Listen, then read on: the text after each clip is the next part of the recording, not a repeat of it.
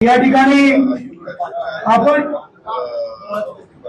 आपण पहिला पक्षप्रवेश घेऊ आणि त्यानंतर जे मान्यवर या ठिकाणी प्रवेश केले करतोय।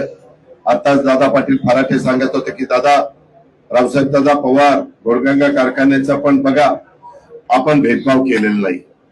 इथं रणजित बसलेला आहे, बाकीचे माझे भोरचे राजगडचे माझे लोक बसलेले आहेत।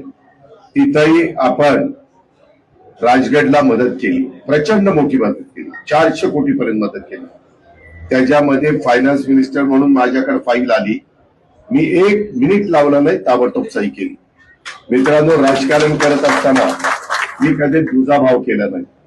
आज पीडीसीसी बँकेचा मी संचालक नाही, पण आप्पा इथं बसले, त्यांना विचारा, बँकेत पण काम करताना मी सतत सांगत असतो, दिगंबरला सांगत असतो, सुनील चांदेराला, आपल्या इथं शिरूर मध्ये माझी भावकीच मला सोडून गेली।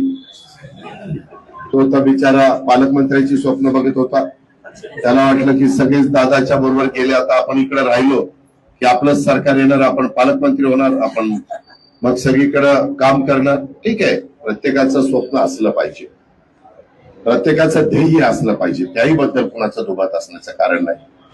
पण नंतर मी त्याला सांगितलं की आता तू मला सोडून गेलाय, आता मी तुला पाहणार, तू कसा निवडून येतो ते मी पाहणार।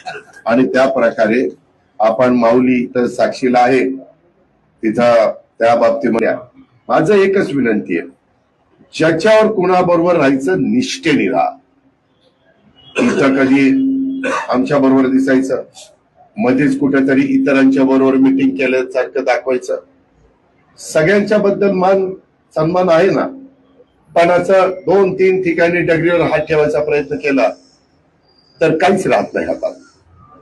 त्याच्यामुळं निष्ठेला महत्व आहे, त्याच्यामुळं आपण काम करताना आपल्या ध्येय काय त्याला महत्व आहे।